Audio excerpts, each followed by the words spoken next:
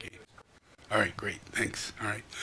Okay, thank you all for attending. And I'm going to talk a little bit about the relationship of the pyramid that we're in, yeah, pyramid period, and how over recent years, physics and others have come to an understanding about the pyramid. It's quantum level of kind of, wow, amazement kind of thing, and what they've come up with is this particular thing here. The measurements of the length and width of the perimeter of the Great Pyramid correspond to an exact fraction of both the latitude and longitude measurements at the equator. Scaled up, this means the Great Pyramid directly corresponds to the circumference of the equator, as well as the measurement from the equator to the pole, making it a scale model of the Northern Hemisphere. So, my kind of theory goes along with what they're coming up with, and the main principles that are based on this go further than what I'm showing you, just as far as what they understand about the pyramid. They've come up with another little thing.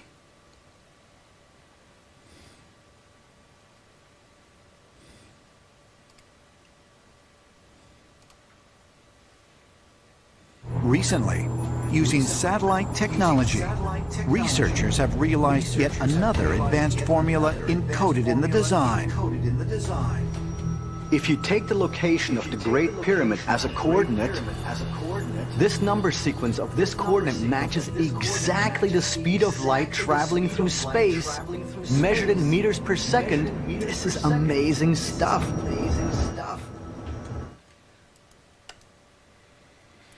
So, as you see here in Shambhala, I use that principle. The fact that the geometry of the pyramid equals that of light. And light isn't a limitation. Light just happens to be a law of reality. But it also governs gravity. It governs many, many things. And it governs what we see as a material world. Gravity included. If gravity is involved in the process of light, then if you understand light, how fast it goes and what it affects, its relationship to matter, it changes matter. It changes time, the elements of time. Like we're here at this point in time, we're moving at a certain speed, being that we're moving at a certain speed which is limited by the speed of light. We seem to be all at the same time. But if we travel faster, getting closer to the speed of light, everything else that is at this speed travels again at the same motion that we're at, but we're traveling really fast through time, even though we're physically exactly the same as we are right now. It's just a little thing that came up with Einstein's theory.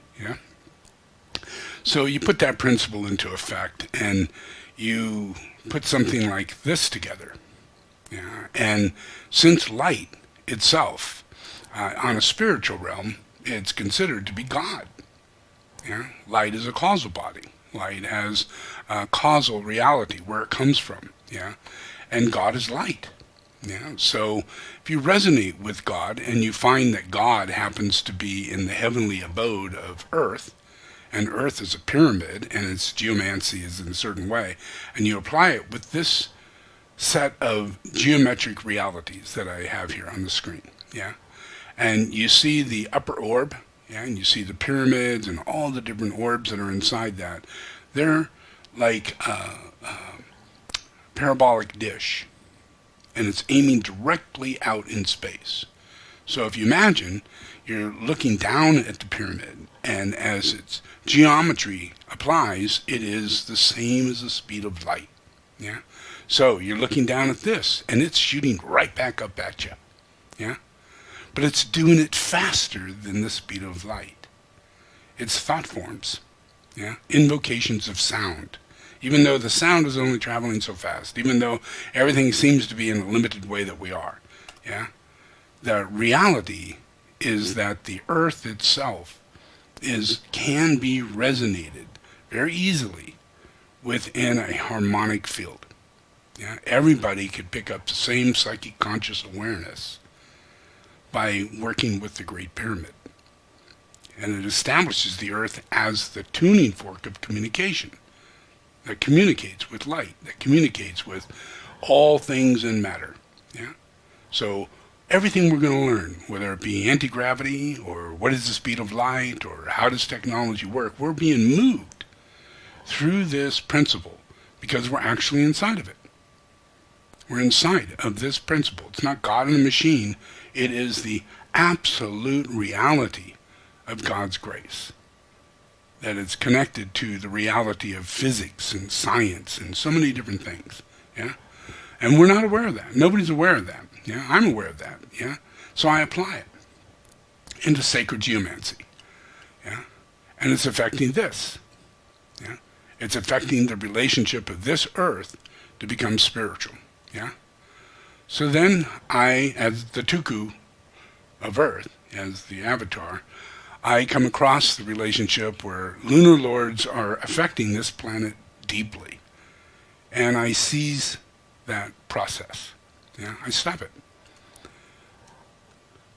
They are completely pushed into public arena.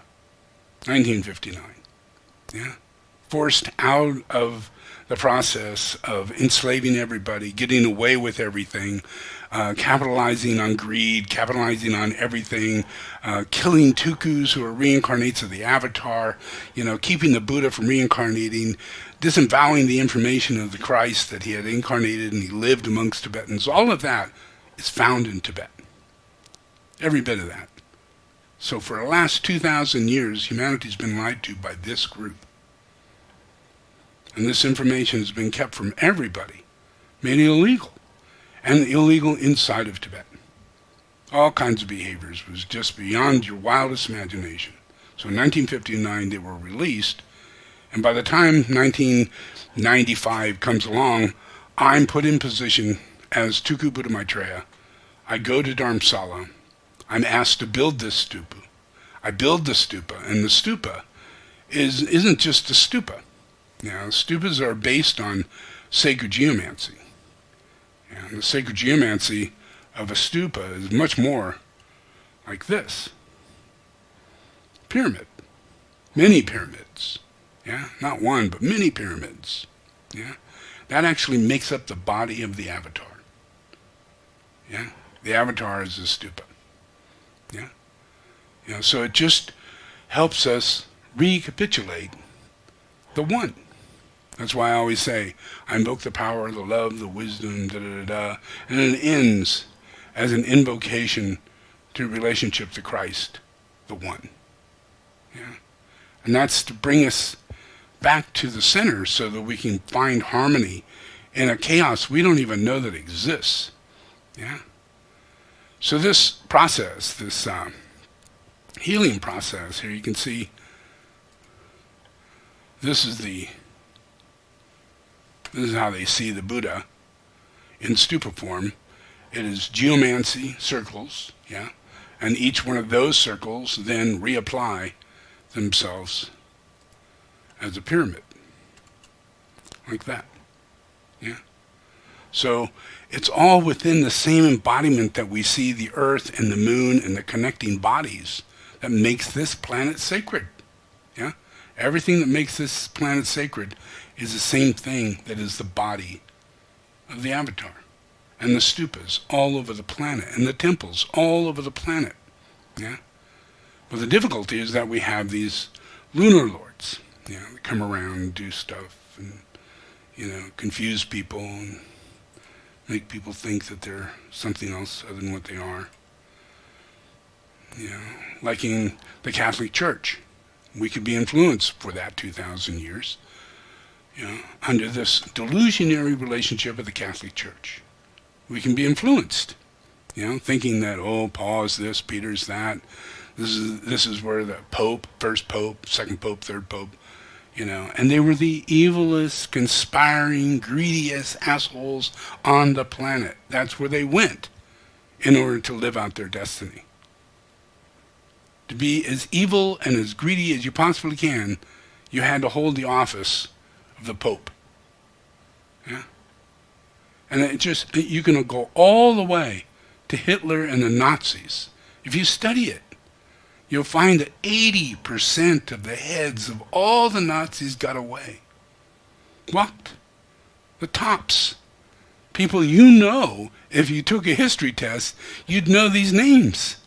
Yeah? They walked. In Catholic uniforms. As priests. And they went to Italy. And lived. Where? But at the Vatican. At the Vatican. Yeah? One of our last popes was a Nazi youth. Yeah, study it. It's true. I'm not pushing anything. I'm not trying to get anybody to think anything. But these are the truths. And it goes all the way back through history. There isn't a moment. Even if you like old John Paul, you know? There isn't really a moment that the Catholic Church isn't keeping Christ from externalization by creating a delusionary church based on Mother Mary. And the thought forms behind that, the pagan realities behind the goddess and all those influences that came through to create more of a pagan reality for people to buy into. So we have December Christmas, we have Easter bunnies, we have all these different things that are manifested out of such a decree of illusion and delusion in a church that's based on the coming of Christ. Yeah? And then you got the Tibetans. And they're all about the coming of Buddha. Oh, if you want to know Buddha, if you want to, come across Buddha, if there's going to be a Buddha, they'd recognize him. Yeah, for sure. Not true. Study it. Look at the history of it. These people fight back and forth to keep the incarnation of Buddha from coming into externalization. Yeah? Anytime the incarnation of Buddha takes place, they devow any thought form that person will reincarnate, even though anybody else is free to reincarnate. But not tsongkhapa, not padmasambhava, not incarnations of Buddha. And at the time, they're not really thought of as incarnations of Buddha. But they're figured out, and then they're banned. So for the future, just because the Dark Lodge can't stop it while it's happening, but they try and stop it from happening again. And they deaden the relationship of people's relationship to having good faith in a master, good faith in teachers, good faith, yeah? So throughout that time, from Karmapa, Tsongkhapa, to today, we have Karmapa, yeah? Karmapa cut the hair of Tsongkhapa. Tsongkhapa was the reincarnation of Buddha, yeah? And Karmapa is an emanation of Padmasambhava. Yeah? So there's a direct reincarnated quality going on from Padmasambhava into the Karmapa. And at the same time, Tsongkhapa incarnated during one of the incarnations of the Karmapa and was recognized as a future Buddha. Yeah? Which is obviously just another emanation of Padmasambhava. Both of them living in the same life, but unable to talk about these things because they're in the middle of the Dark Lodge. They're not in the middle of a holy sanctuary of spiritual people who have discernment and discrimination and, value, integrity. Yeah? Yeah? It's not like that. It's not the way we think it is. Yeah? So a great deal has gone on in Tibet, a great deal has gone on in the Christian relationship, and then there's the Muslim relationship, which devours anything to do with anything, unless it's Muslim. Muslim has nothing to do with anything. Yeah? It just declares everybody who's not a Muslim to be impure and a Satanist. And that's that. Yeah? Then you have your Hebrews, which are pretty closely along that same line. Which is downright strange. Yeah? Each cult group kind of, looks bad toward the other ones. Because none of them are following the teacher they claim to be following. Yeah, not really. Even whether it be the prophet of the prophet. Yeah, wasn't a prophet. It was just another one of many who went through a very strong process during the Kali Yuga. And all this crap came out.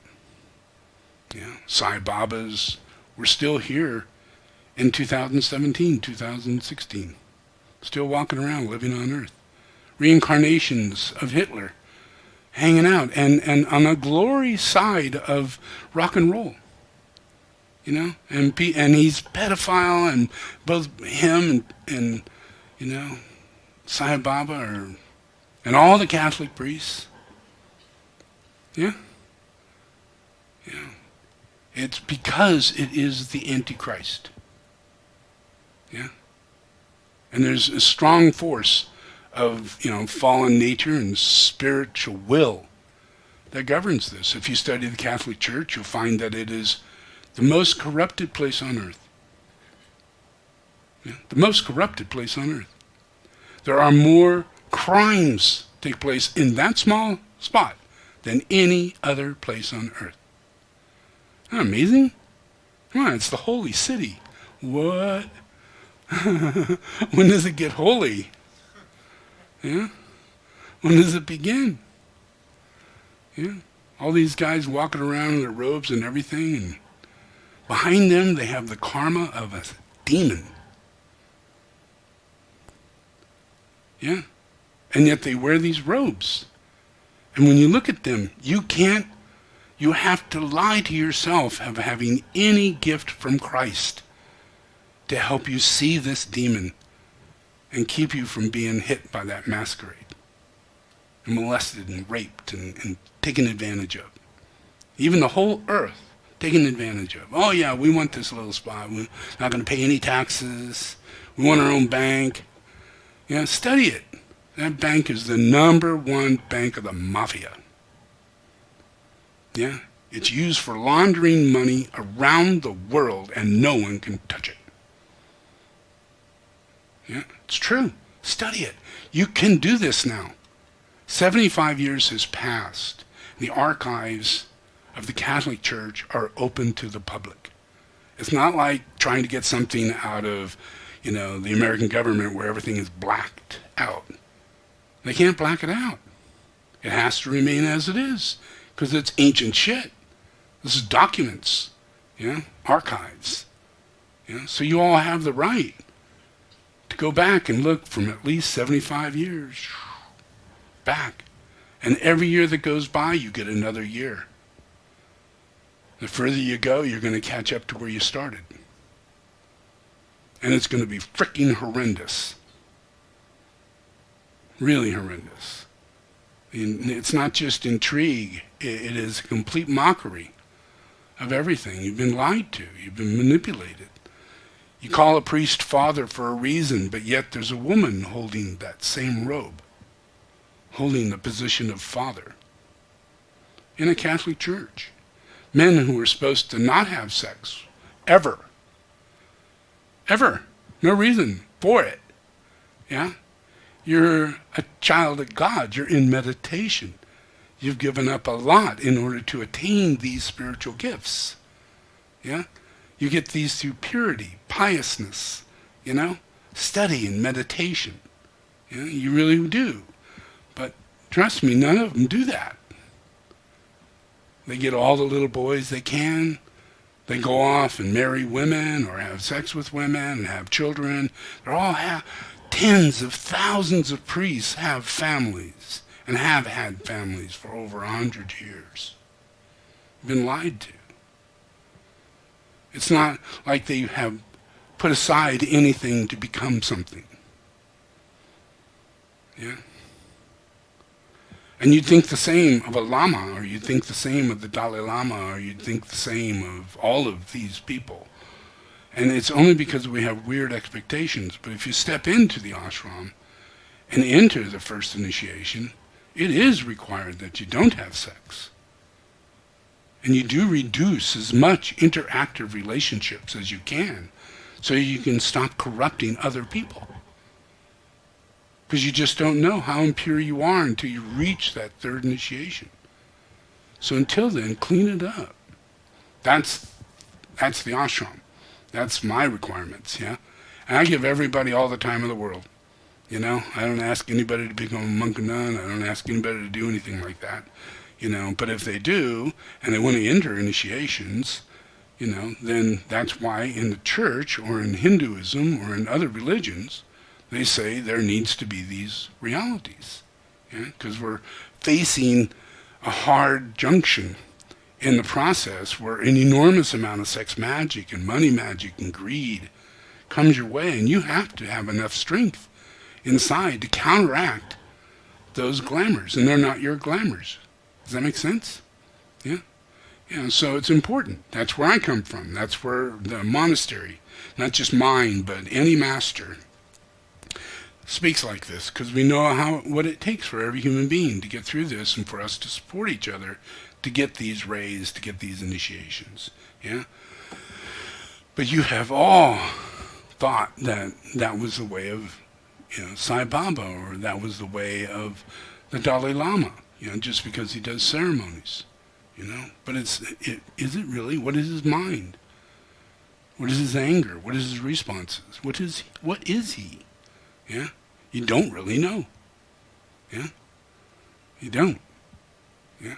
And that's because they don't really say, I am this. Yeah? And I teach this. Yeah? And I bring others into the fold because I am strong. Yeah? And I can bring this about, you know.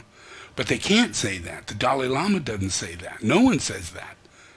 They tell you to go off to your Catholic priest. Don't, you know, they can't ask you to become a priest or a nun because it's totally fictitious. Yeah? They should be telling you Jesus Christ is alive and well, and he's close to 69 years old. And, you know, it's about time they can give up this shit, you know, and let people know the real truth.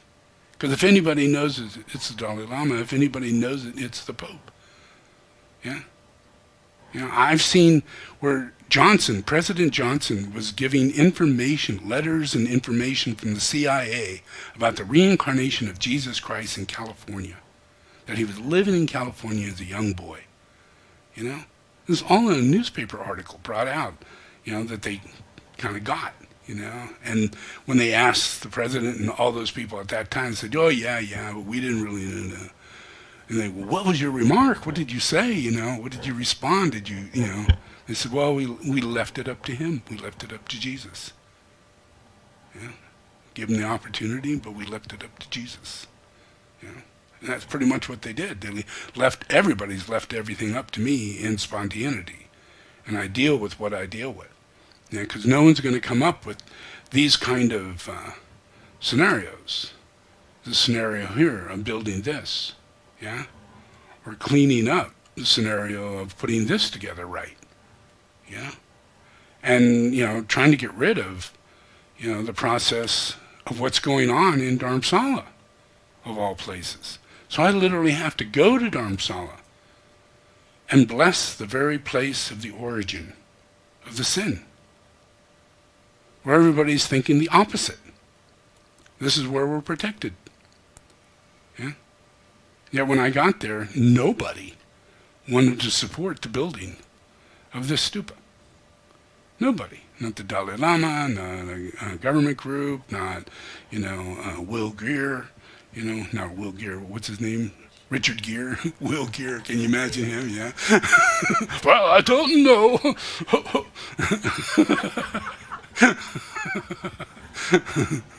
Yeah. You know, I mean, I've been walking through this thing for quite a while, you know, and I go to Dharamsala, I go everywhere, I help where I can, do what I can, but there's a science involved in this real process of what people think is spirituality and monastic life. You know, when you go to the Catholic Church, you're thinking they come from a monastic life.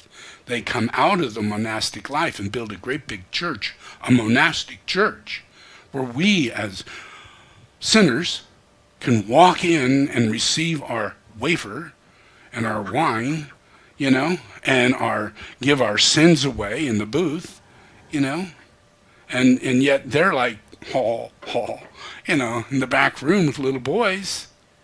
Who are they confessing to? Yeah? How do you go and confess to someone like that? Well, it's like walking up to a demon, horns and all. And your worst sins that you've committed, and you hope to God, you're talking to God now. And you walk up to the local demon who stands in a dark booth, and I want to confess my sins. I just want to start with, I'm thinking sexual thoughts. He goes, oh yeah, what else? I'm telling you, these people are not clean. They're as impure as you can get. They smoke, they drink, they're pedophiles. There's nothing they gave up. Nothing. Meet them, study them, walk with them. They're the creepiest creeps on the planet. And they say that they are disciples of Jesus Christ. But they're hoarders. They're hoarders. They're people who take money and hoard it and molest children and, get away with it. Yeah? And go through processes of destroying community without serving the community. Yeah? They may give free kitchens every once in a while. Yeah? But look at the communities. All the communities. Yeah? And there's really no spiritual foundation anywhere. Whether you be a Buddhist, you're just sitting in your closet or you're sitting somewhere meditating, and you may have a picture of the Dalai Lama up there or a statue of Buddha. But, wouldn't it help if you knew Buddha was actually incarnated? You're incarnated and you're suffering from this incarnation. The only way you can get past that is the evil imprint that's put upon matter. Yeah, put upon matter. Yeah, when Satan touches all of you, in every way, and you have no idea it's going on. The astral plane is what it is. Yeah, and you're filled with it, whether you watch TV or you go to the grocery store or you try and make a decision. Those elements are elemental. Yeah. And if they come from dominant lower elemental forces out there, which are in control, where are you going to get your elements? When they got them, they're in charge of them. They're just going to filter through you. And unless you're really pure and very disconnected from all of it, and higher than it, detached, and able to see it for what it really is, and live your life properly, then you're supporting it. And you have no idea that that's going on. So in my process, I create this science. Yeah. And I create this relationship with Tibet. Yeah. And I create this relationship with the earth. Yeah. And I bring about an enormous amount of spiritual day-to-day influence that counteracts the willful nature of these demons that are walking around disguised as spiritual people. They're not. Yeah, they're possessed by spirit, but it ain't Jesus Christ. Yeah, it's a whole other thing, and it's kind of like a fight between Satan and Jesus. And they're there. They want to be with Jesus, but they can't because they got too much going on the other side they haven't repented to. Yeah, and they're in the group of a whole bunch of others doing exactly the same thing, and they have to turn amongst themselves and clean it up, or the demon doesn't stop. Because the whole church is a house of the greatest number of demons you can ever imagine. That's why they're the exorcists. That's why demons call upon them to come and try and exorcise. They're that close. Yeah. It's not because they're involved with Jesus Christ. It's because they're closer to Satan. Yeah. Does that make sense? Yeah. So It's a big thing. It's a lot of stuff. Yeah, it's a lot that goes on. And understanding that the pyramid itself is quantum reality different than what we think, and that it literally does represent the geometric position of our Earth and our moon, and how quantum, wow, is that, yeah? And then it has to do with light, the speed of light. Well, what's that about? And then it has to do with our Earth is where the light comes from. What is that about? Yeah? And if we transmit that light back and forth, just back and forth, yeah? Like this, yeah? Transmit it back and forth and put invocations in it to awaken all the angels on the earth, yeah? Calling out all the demons and turning them upside down and fostering their relationship to being dispelled, by all the dispelling of the glamours, going on and on and on and on, hitting all these elements that you have to deal with every time you have a thought, every time you have a feeling, every time you have direction, yeah? These elements are being purified. And these false churches, all of them, are falling apart. Yeah? Completely falling apart. And whether you even be a church of government or, like Tibet, we don't think it's a church of government, but it is. Yeah? We don't think that the Catholic Church is a church of government, but it is. It's a whole government. It's a state in and of itself. Yeah? So their pope is like the king or the president. Does that make sense? And they rule the earth on a spiritual realm. Now that, you got to think about that, because that's really scary if you don't really believe in this spiritual realm stuff. And they're conjuring and doing and messing, and they got all these evil glamours going on in their group. And you're in an open door going, oh yeah, I'll take that wafer. I'll take that wine. Yeah. And you wonder why. You go back home and, you lose your house, you lose your furniture, you lose, your economy is gone, and all these liars are out there, and Enron just took over, and how is it the wafer didn't help? I don't understand, what's supposed to be protecting us. Yeah?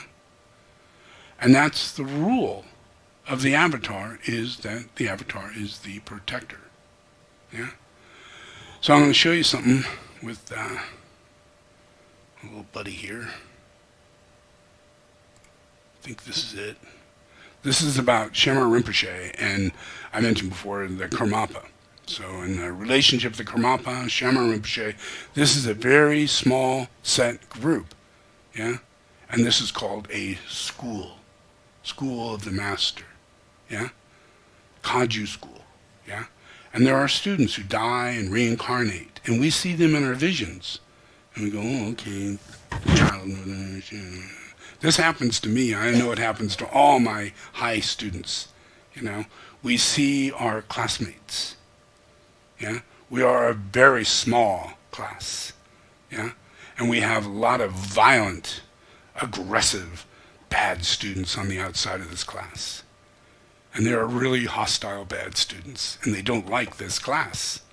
They don't like us gathering together, they don't like us being incarnated. Yeah? Yeah? And this is the class. This is my little guy.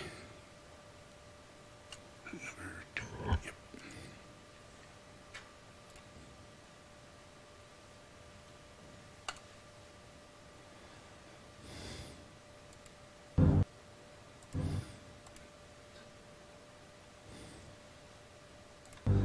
Karmapa is born in my family. Karmapa is my uncle. He is brother to my father. The 16th Karmapa have 4 brothers. My father is number 2 brother. Karmapa is number 3. He has another brother number 4. And he has 4 sisters. So there are 4 brothers, 4 sisters. So behind me there was 8 generations in this area.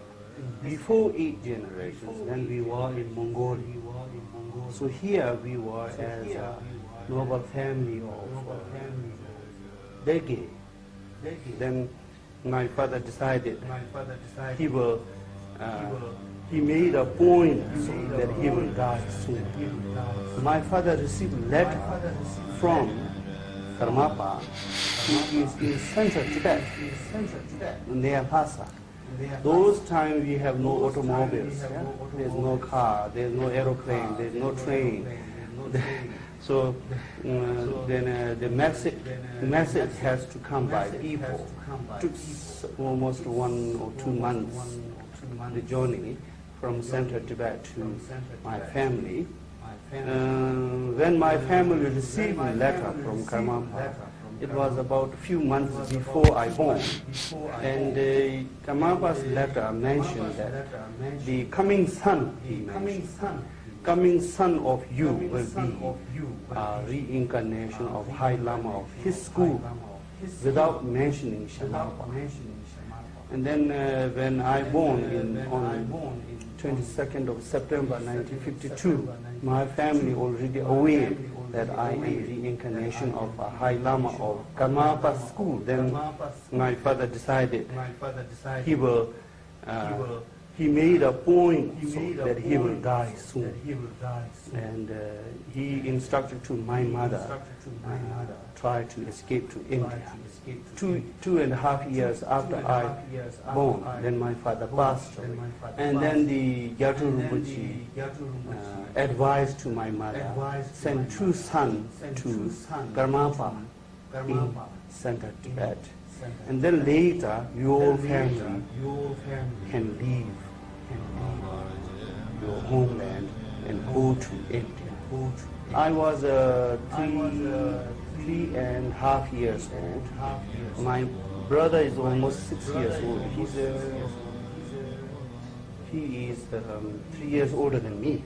The day when I was separated from him, I remember that I was crying in the boat. So when I was going by boat, not goat, then I cried because mother was,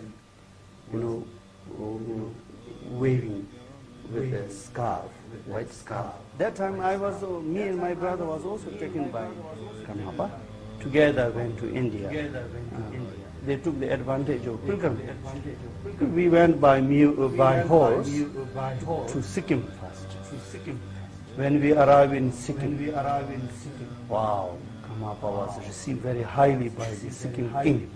And then 1956, between 1956 and 57, then according to Dalai Lama's instruction, and I was enthroned at Shambhala Monastery by Karmapa as a preliminary enthronement. And after that, then not long, Tibet is entirely changed. In 1959, then Karmapa party had to escape to India, to Bhutan. About 300 people together. Karmapa and his monks and people, all together about 300 people, started escape towards to Bhutan.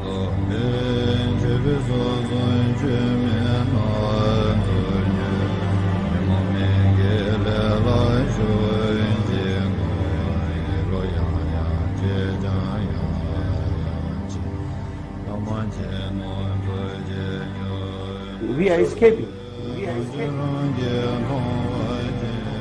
Yeah, that is there because the communist communist armies were moving everywhere and controlling the bridge and highways.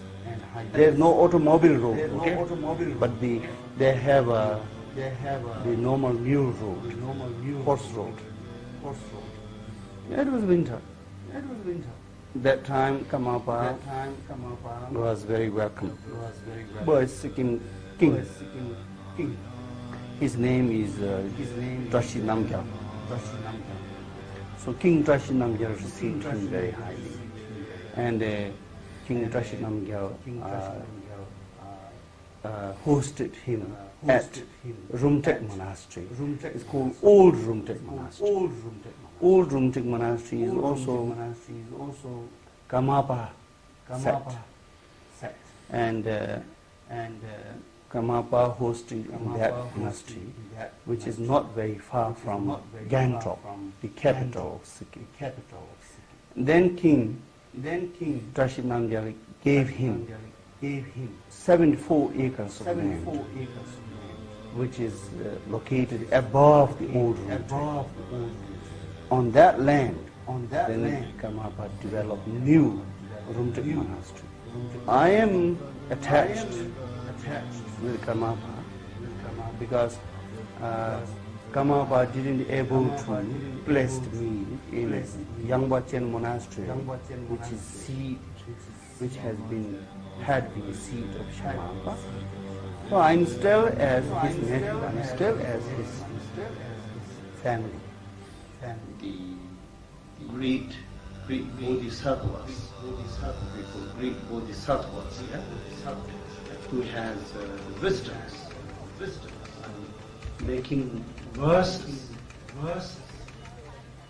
to pray to them, to give some blessings to make it smooth and successful. That I do. Kashi Hila Temple Zangshi Debe Mutu Malu Zonze Ensun Yin Chenam Ji Basu Samden Rube Holds Ji. That means the moment I think of you great protectors, yeah? One who can give the blessings to make everything is running smoothly. Yeah. Now I'm calling your blessing to make it's run well. That's all.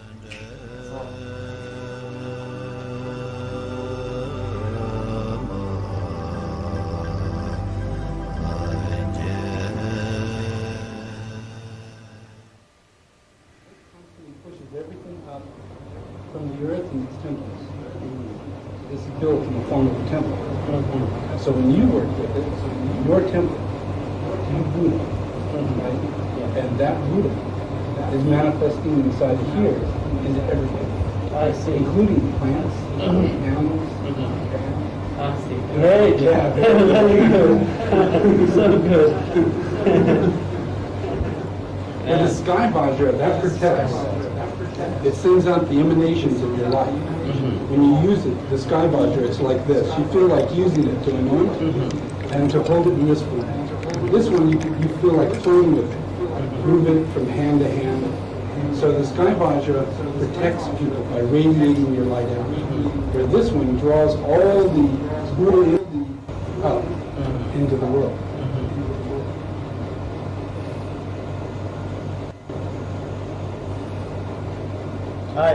That time, I never heard of your this type of instruction. Never heard. At that time, when you brought here, I just thought that scratch vajra this is us.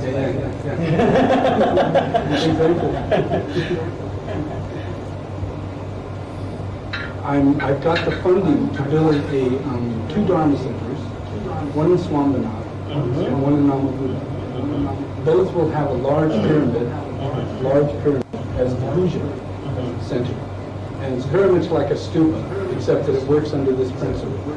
And then I'll be giving classes, and where I can work more with you and talk with you and demonstrate how this works, why it works like this, so that my kind of teaching is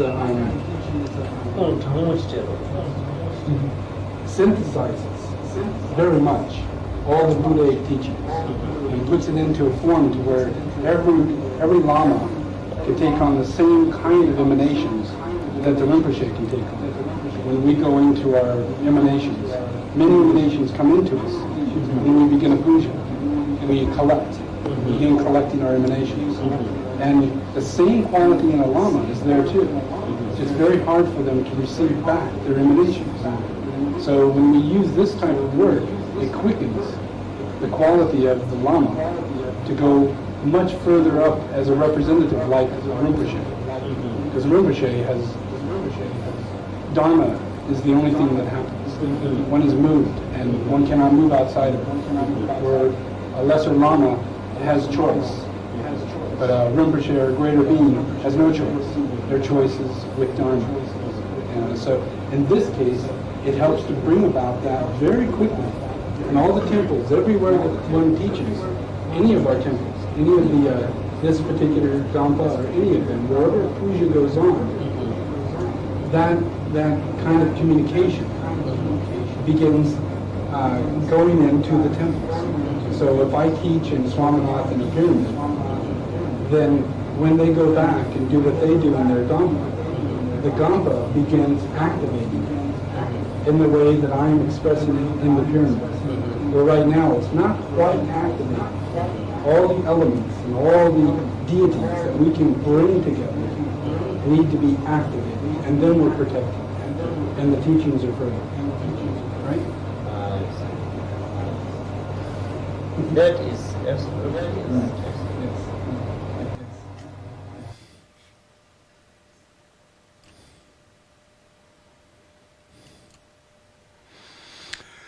So that's the head of what's known as Tibetan Buddhism. If you study Tibetan Buddhism, you'll find out that there's lots of lineages, and out of that, through the history of it all, leading through tsongkhapa, leading to padmasambhava, leading to Milarepa, leading all the way back to Sakyamuni. All of this one group, this guy, Shambhala Rinpoche, the Karmapa, the difficulty over the fact that there are two Karmapas right now, and everybody's got to deal with that. That means that there's such a superior level of incarnated bodhisattva that they came in two bodies. And that means that there must be a Buddha who created these two bodhisattvas. So we're all sitting in this process of trying to externalize and make this a healing scenario. So almost 90% of my work is done through the Karmapa group. Through all their blessings, through Swayambhu, through the monastery there, even my work with Nepal and the Kathmandu group originally started working through this Karmapa group. It's mainly because their lineage, their Tuku lineage, is my lineage. And it was my main relationship was to protect them from what was coming. And they didn't know what was coming. They didn't know there was going to be two Karmapas. They thought there would just be another incarnation of Karmapa, big party, Karmapa's back, no problem, everything goes on as usual. But I came to tell them that that isn't the case, that there's going to be more than two Karmapas. It's going to be a real problem. You already have some Tukus here right now. They're going to be affected by this. So I came in order to help establish better grounding out of the reincarnation of the hierarchy, real hierarchy. And I'm telling you, the class is not more than 25 people. And it's just, they're just like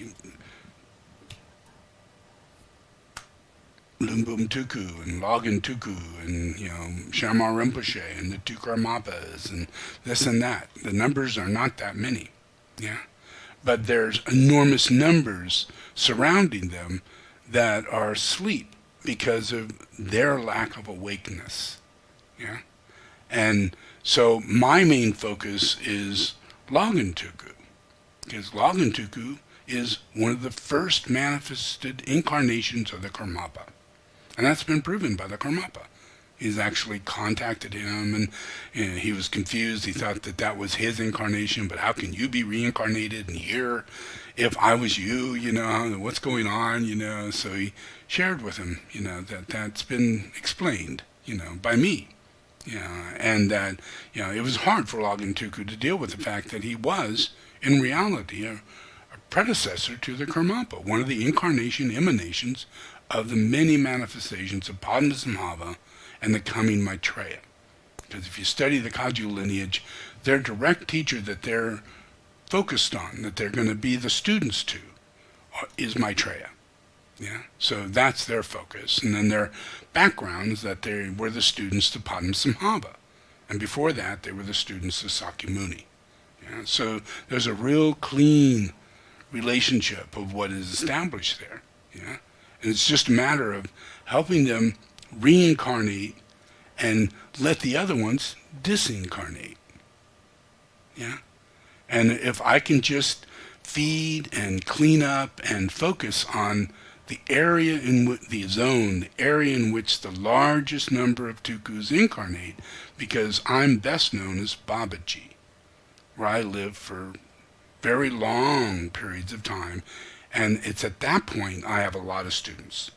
There's a big class, thousands, all throughout India, the Himalayas, into Bhutan, all these people are the students of Babaji, but they don't know that they're also the student to the heads of Tibet, the guy who's Maitreya, or the guy who's Jesus, or the guy who's all these other things. They're not aware of that, And at a higher level, they are more aware of it. And as you see in the autobiography of Yogi, it literally points out Babaji is the reincarnation of the Christ. Autobiography of Babaji, the Yogi Christ. So he's not taking the office of the Christ, he's helping people better understand one of his lives was Jesus Christ. So it's in that teaching forum, which comes out of Nepal, just a little further back from Kathmandu, in the mountains where Shiva lived. That's my primary point of incarnation.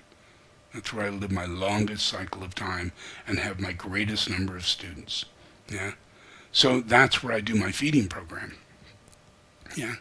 Because all these people who are not so well off are likely to be reincarnated tukus, who's been hit by the Dark Lodge, generation after generation, and been outlawed. And they're like these geniuses I told you about. And what happened to geniuses in the past? They committed suicide. They lived horrible lives, depression and lack of ability to fulfill their destiny. And that's what happens to these people. They're all set in that motion right now at birth. And they can't really step outside of it because of the karmic level of connection to the real Buddha and the real reality of saintliness that happens within the monastery in Nepal. So by me doing the work that I'm doing there, I'm facilitating the potential reincarnations of tens of thousands of tukus, and allowing them to incarnate, not just in Nepal, but anywhere on the planet. Because anybody that I'm healing here, they may have 5,000 students hanging out in California, New York, and in Europe, and all over the place, because there's lesser level initiates that work under these higher level students. So by just doing the right thing, feeding them, and making sure their housing is better, that their life they can get through with less stress, then they'll carry everything else out. They're highly organized, they know what to do, all those things they'll take care of. They just need the foundation of protection. Do I have enough food to eat? Am I seen as a person starving to death? Because I don't want to go out begging for food. If I do, I have to give it away. Because that's a bodhisattva vow. And then whatever's left over, you get to have. That doesn't really work. It's better off if people were sponsors, and supported this system, So that's what I do. I initiate sponsorship, I initiate feeding, and I initiate rebuilding of monasteries and furthering the building of those monasteries. So that really does change maybe 150, 200 years from now. That work right here, doing that, affects everybody to have an actual path 200 to 500 years from now, when they reach that second initiation or get into the first initiation, want to make that pledge that, yes, I'm going to live my life to purify. And I'm not going to hang on to some relationship, and I'm not going to get married 10 times, and I'm not going to do this, and I'm not going to do all that. I'm just going to focus, and I'm going to see how that works, And I promise you, if you do that, you'll build 10 times more in your soulful incarnation than you will just doing your experiment, living out an experiment. Because it's a very simple process. It's just a process of purification and letting it be better and better as a year goes by, as another year goes by, And that changes the outcome of the future, because we're working in spiritual realms, we're working to facilitate the future. We're time machines.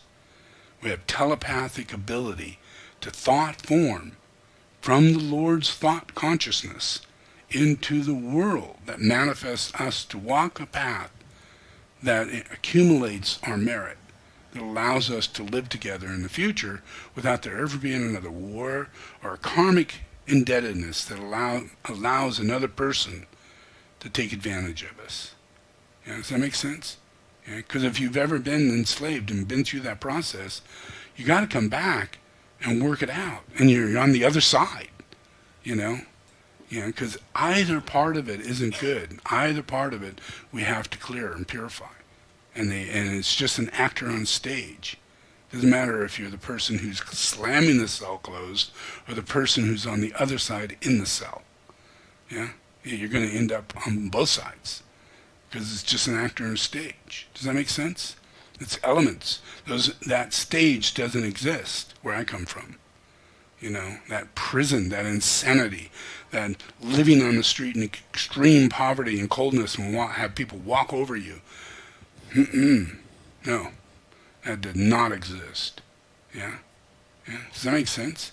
And the only way that happens is if we get rid of this impurity that takes away our higher initiations, that allows us to telepathically do something about it before it ever happens. That's spiritual. That's when a miracle's come about. People know they got into a miracle because something got to them just before it happened and pulled them out of the way. Does that make sense? They were intervened upon. Well, where does that come from? It comes from you. Every act of you wanting to do better and all those things gives that impression to go out in thought form building, and it makes manifest at the moment in another person's needs. We're angels. Yeah? And if we give ourselves into this reality and have faith over the fact that we don't have to get any credit for it, we don't have to witness it, because it's just going to happen, omnipresence and all these miraculous things will happen because we're thought form builders. And we just are in the manifestation ability to produce good spiritual energy. Yeah? Because that makes manifest a good spiritual world. But if we're putting lies out and building churches, and then, taking little kids and doing what they do to them, and all of that continues going on, and we have corruption, and then we have the TV, and we have the movies, all of that is everything is just part and parcel of the same thing, So it can't be purified in a small way. It's got to be purified in a very, very profound way, So when I do these meditations and stuff, it's being done in this center, This is a cool place. Let's see, I think I got it here. Take a look at that. Ta-da! I mean, that's magnificent. That's way crazy, And I built it without anybody knowing it was going down. It's just, that is one of the most magnificent things ever been built on this earth. And it's very simple. It's just like a stupa and a pyramid, and it holds the earth in sacred space. Everything is facing due north. Everything is set according to the Great Pyramid, and according to the earth, according to everything. There's no law being broken. And then you put these crystals in it, and you put these sounds and invocations that were the intentions of the Catholic Church and the intentions of the Buddhist realm and intentions, But none of those people actually could do it, So in this case, I did it all, to take the place of those false Christs, those false prophets, who were saying the words, but doing something different, twisting it, all twisting it, So this is a pretty good thing. All right, so let's do our meditation.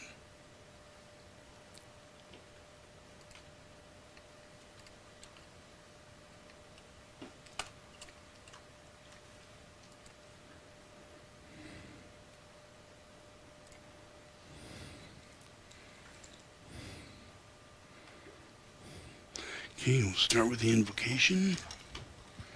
And just relax.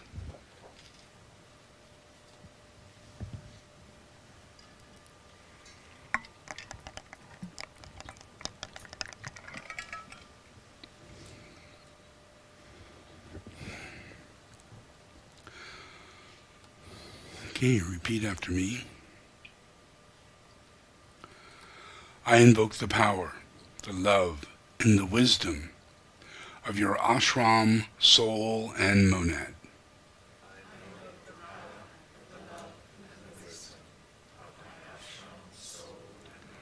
To guide you into the right activity in the plan.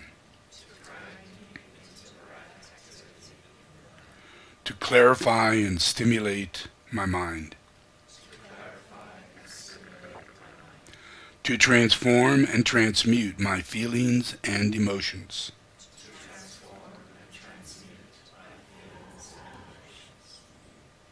To energize and vitalize and heal my physical and etheric body.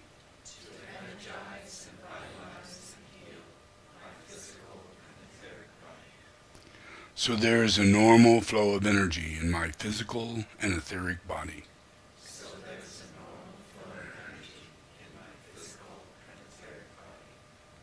Through this day and every day, I ask this in the name of the Christ to serve the One.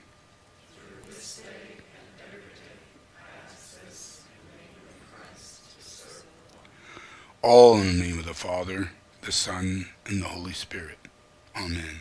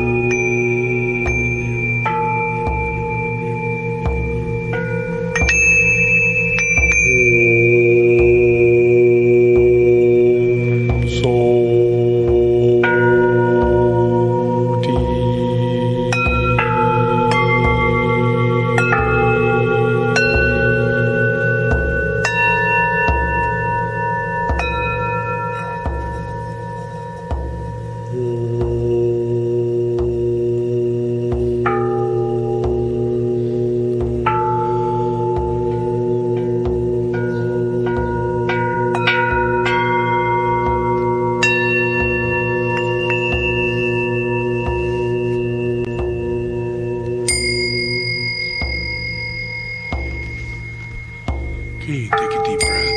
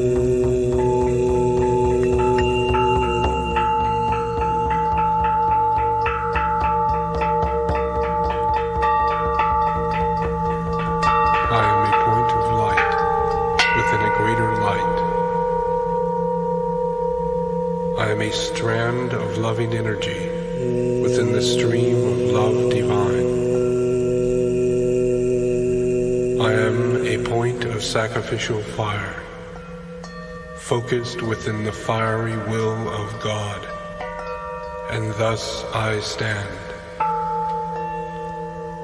I am a way by which men and women may achieve.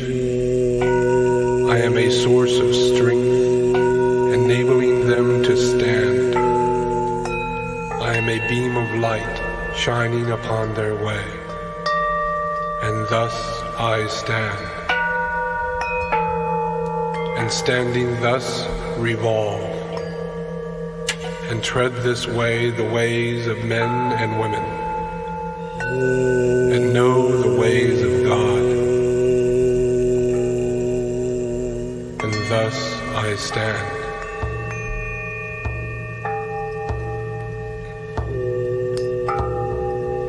The power of the light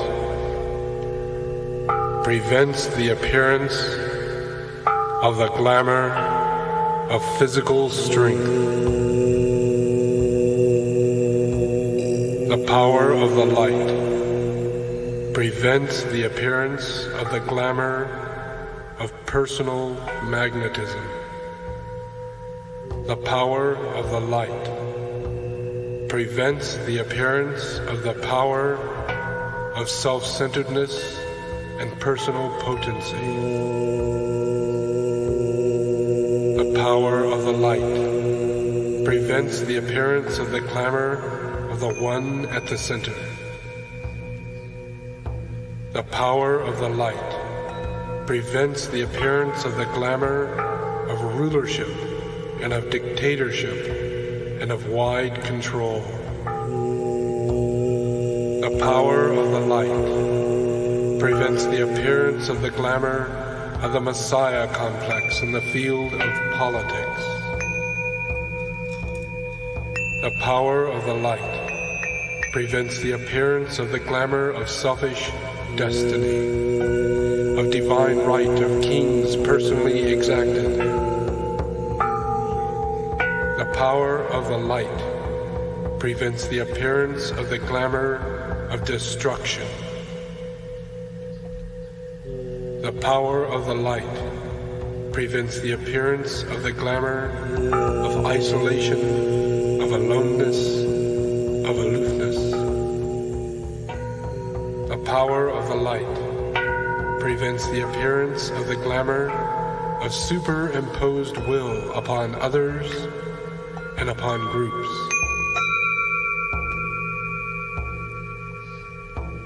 The power of the light prevents the appearance of the glamour of love, of being loved.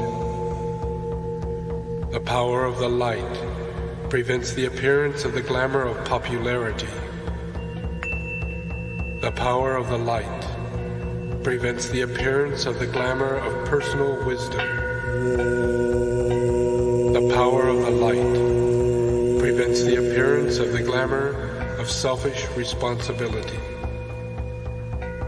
The power of the light prevents the appearance of the glamour of too complete an understanding, which negates right action.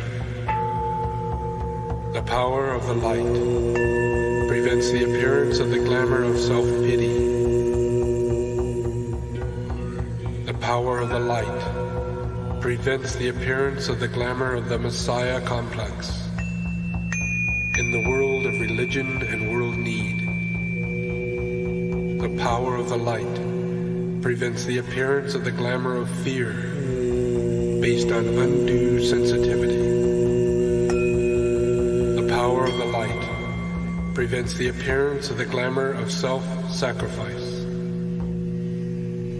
The power of the light prevents the appearance of the glamour of selfish unselfishness. The power of the light prevents the appearance of the glamour of self-satisfaction. The power of the light prevents the appearance of the glamour of selfish service. The power of the light prevents the appearance of the glamour of being busy. The power of the light prevents the appearance of the glamour of cooperation with the plan in an individual and not a group way. The power of the light prevents the appearance of the glamour of active scheming. The power of the light prevents the appearance of the glamour of creative work without true motive. The power of the light prevents the appearance of the glamour of good intentions, which are basically selfish. The power of the light prevents the appearance of the glamour of the spider at the center. The power of the light prevents the appearance of the glamour of God in the machine. The power of the light prevents the appearance of the glamour of the devious and continuous manipulation. The power of the light prevents the appearance of the glamour of self-importance from the standpoint of knowing of efficiency. The power of the light prevents the appearance of the glamour of harmony aiming at personal comfort and satisfaction. The power of the light prevents the appearance of the glamour of war. The power of the light prevents the appearance of the glamour of conflict with the objective of imposing righteousness and peace. The power of the light prevents the appearance of the glamour of vague, artistic perception. The power of the light prevents the appearance of the glamour of psychic perception instead of intuition. The power of the light prevents the appearance of the glamour of musical perception. The power of the light prevents the appearance of the glamour of the pairs of opposites in the higher sense. The power of the light prevents the appearance of the glamour of materiality and overemphasis of forms. The power of the light prevents the appearance of the glamour of intellect. The power of the light prevents the appearance of the glamour of knowledge and of definition. The power of the light prevents the appearance of the glamour of assurance based on a narrow point of view. The power of the light prevents the appearance of the glamour of form which hides reality. The power of the light prevents the appearance of the glamour of organization. The power of the light prevents the appearance of the glamour of the outer which hides the inner. The power of the light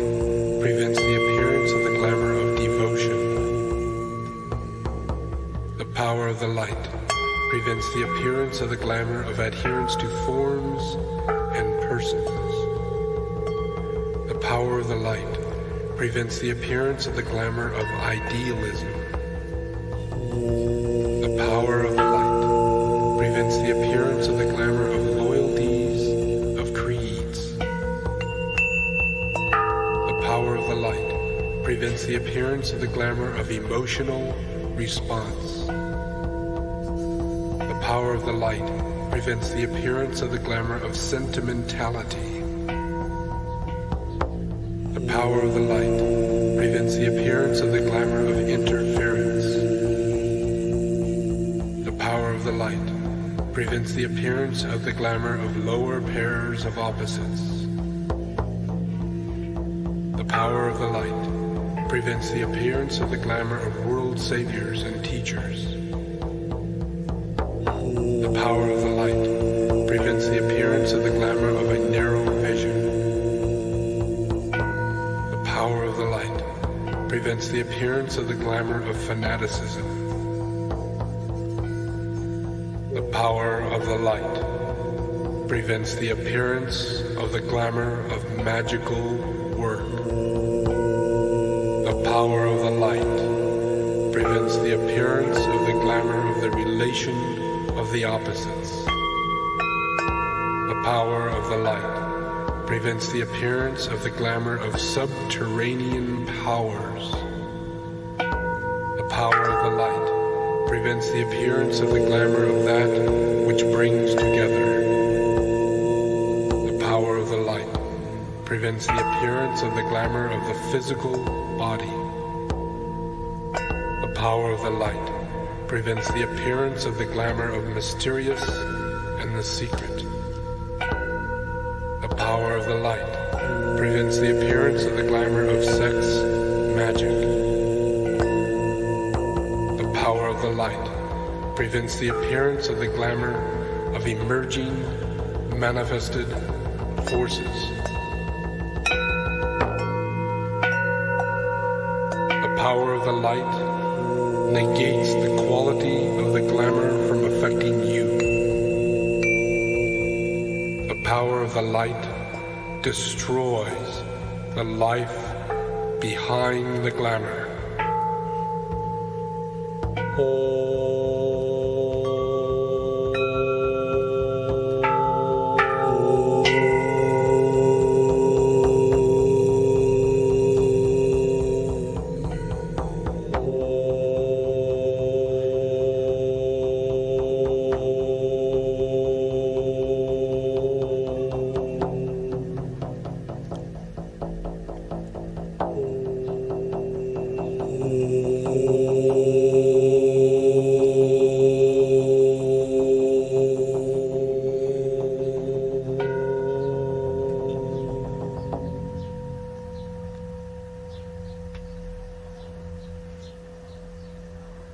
As a soul, I work in light, and darkness cannot touch me. I take my stand within the light. I work, and from that point, I never move.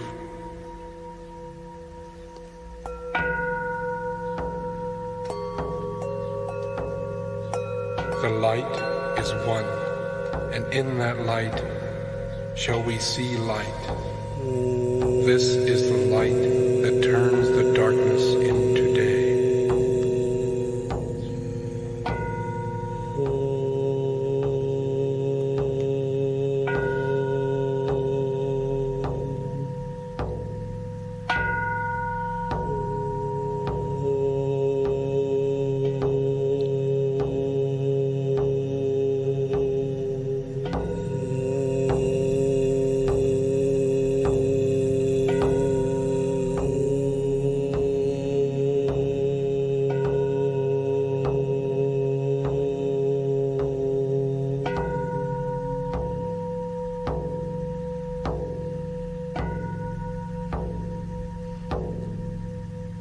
Radiance we are and power.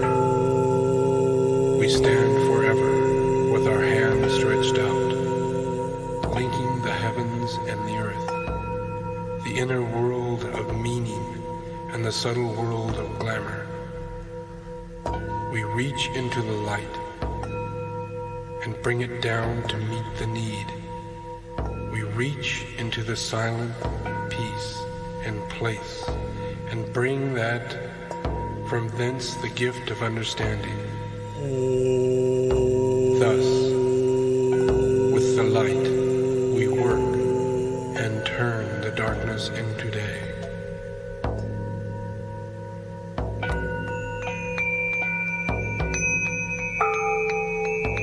With power upon its beam, the light is focused on the goal.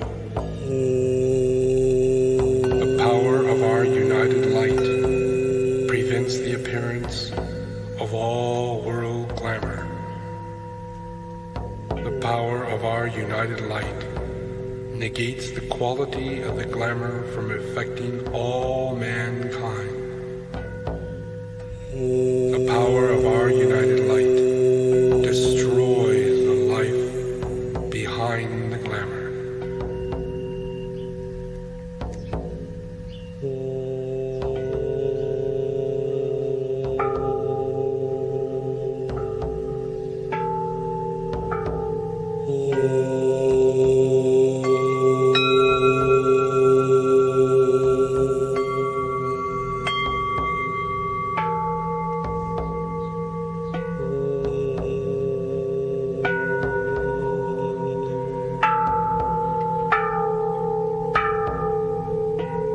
So let it be, and help me in my own life to end all glamour and untruth. So let it be, and help you in your own life to end all glamour and untruth.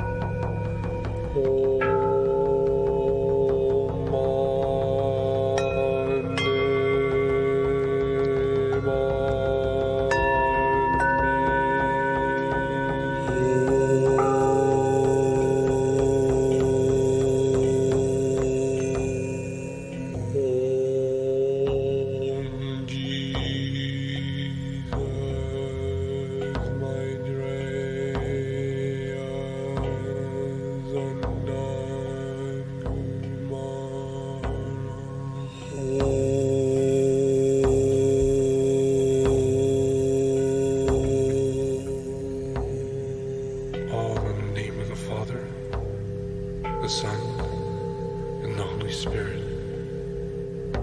all in the name of the Mother, the Soul, and the collective consciousness of humanity.